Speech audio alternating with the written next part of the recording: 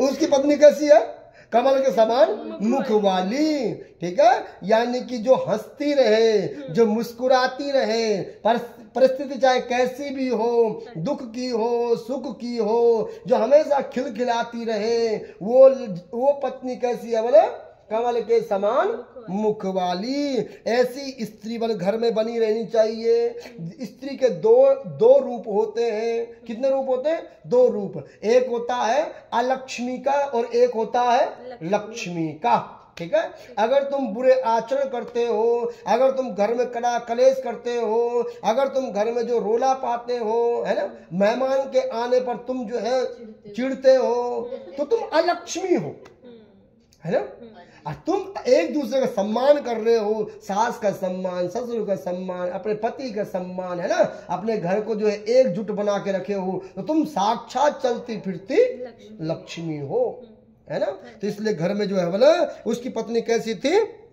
कमल के समान मुख वाली और सती साध्वी थी। एक सबसे पहले क्या होना चाहिए? विश्वास। ये धर्म कर्म एक ऐसी चीज है जो विश्वास पे ही टिकी हुई है। मात्र एक विश्वास, है ना।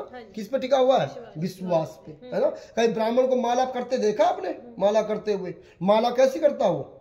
अंदर माला डाल के, बाहर से कपड़ा बांध के, जिसको गोमुखी बोलते हैं, डाल के फिर अंदर माला फेरते हैं। इसका अर्थ क्या हुआ? विश्वास कर, है ना। मैं कर रहा हूं नहीं कर रहा हूं वो तेरा विश्वास है, मैं कर भी लूंगा।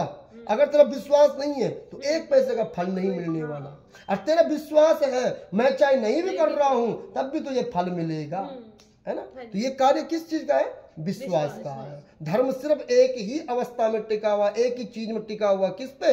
विश्वास पे, है ना। जिसका विश्वास होता है वो धर्म कर्म करता है, वो भगवान को मानता है। जिसका विश्वास नहीं होता है वो इसको अनाड़ी समझता है, वो इसको जो है ढोंग समझता है। कभी भी आजमा लेना, है ना। ये धर्म टिका हुआ ही विश्वास पर है ना। वो सत्यनारायण भगवान की जय।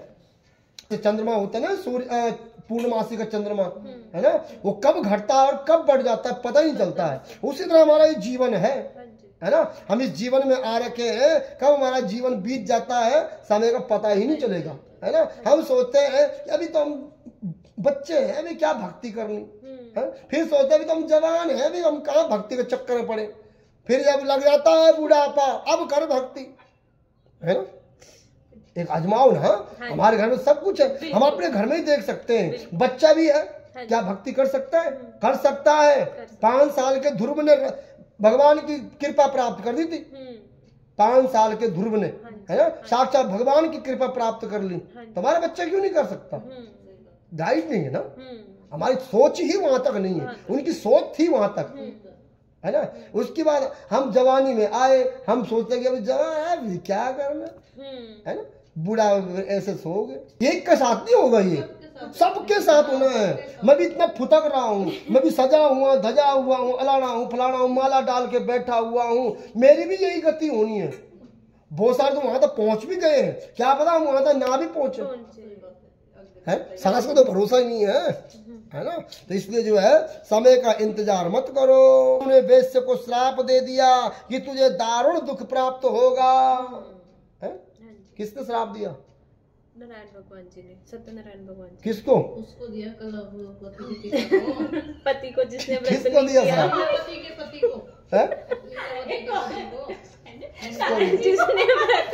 किसको दिया श्राप बताओ? ऐसे ही बैठे हो? नहीं सुन रहे हैं, नारायण जी के पीछे पड़ेगी। नहीं, नारायण भगवान जी। नारायण भगवान ने श्राप किसको दे दिया?